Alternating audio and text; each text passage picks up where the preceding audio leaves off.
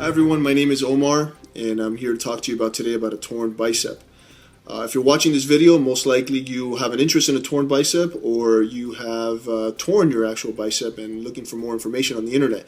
I was just currently on the internet looking for information and really could not find much in terms of an experience, more in detail, but not really what happens to the user. So I'm just here to share with you my experience on my torn bicep.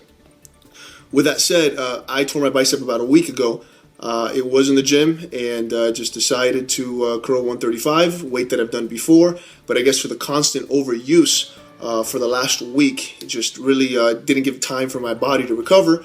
It just snapped, just gave out literally on the press or on the pull itself. The muscle just snapped. It feels like a Charlie horse. If someone just actually got their knee and just Charlie horsed your muscle, it just completely just collapses and cramps and you just lose it.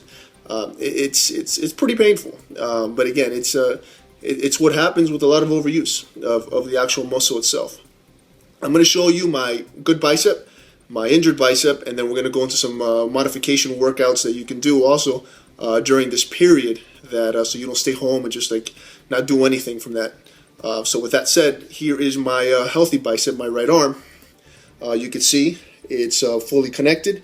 You see how the bicep is there. That's the full arm. There's color, and it looks okay. I mean, typical bicep, and there's the arm. Now let's go to the injured arm. This is the injured arm. I'm going to give you a close-up. I do warn you, it looks pretty bad. So here we go. This is what the injured arm looks like.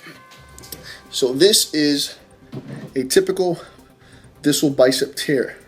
It is torn from this region here, away from the bone. It's all discolored, as you see, all the hemorrhaging.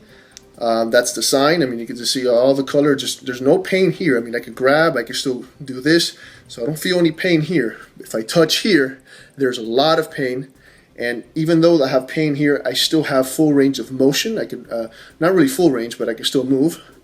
I can still do this. That's not a problem. I just cannot open my arm all the way down.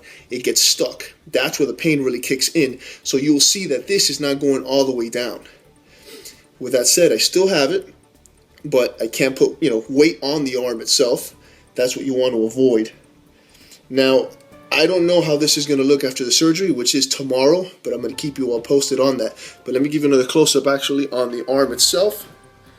And that's typically what you would see with a distal bicep tear. With that said, now, what do? What workouts if you're out? It's been a week, and what can you do to work out with a torn bicep, even though you're limited? Do you work out one side of your body? I mean, how do you really keep everything in sync? Here's some modification workouts that I came up with. It might not work for everybody because every tear is different. So what might not hurt for me would be probably different for you. So let's talk about legs. Legs is pretty simple.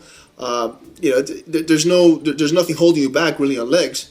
I could just do legs basically how I've been doing them normal. I mean, you can still do the leg press, all the machines.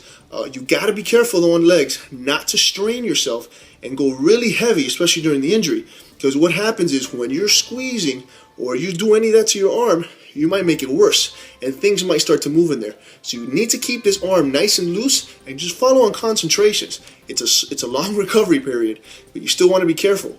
After surgery, especially, you don't want to strain yourself because then after that, you don't want to do any more damage. So that's another thing you want to be careful about. Chest is tricky. Here's some workouts that I do for chest. I'm going to give you two. One is obviously the fly. I'm able to do a fly. I could just grab here on one side. I typically isolate one arm and then switch to the other arm. Reason being is I strain less when I do that, so I don't put pressure on the bicep itself. That's one thing I could do for chest. A press for chest is actually pretty difficult.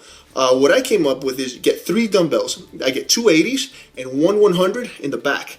My legs go in the back on the 1 100, and I get the 2 80s, so it gives me a little bit of inversion, and I put my elbows right on the dumbbell, and you would see this motion.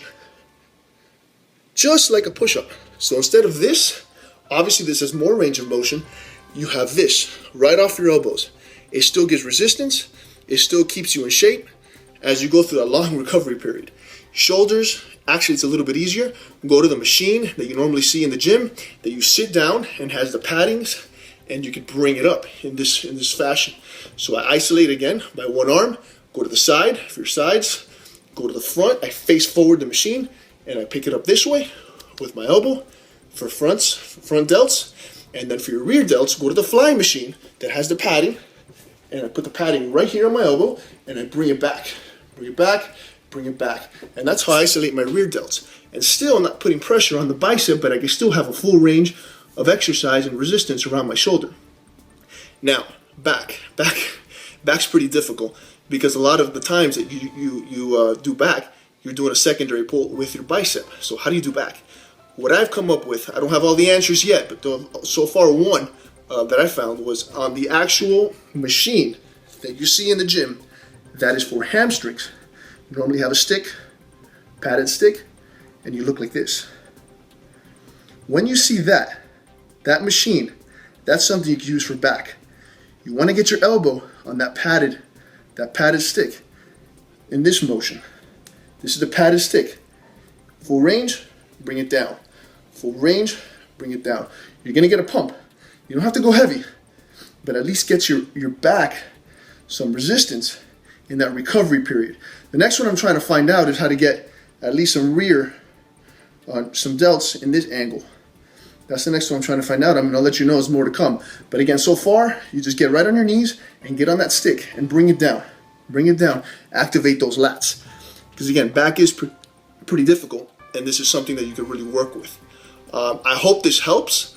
I have my surgery tomorrow, so I thank you for watching, and I will definitely keep you posted as the surgery goes. And let's see what happens. A little bit nervous, but we'll see how it goes.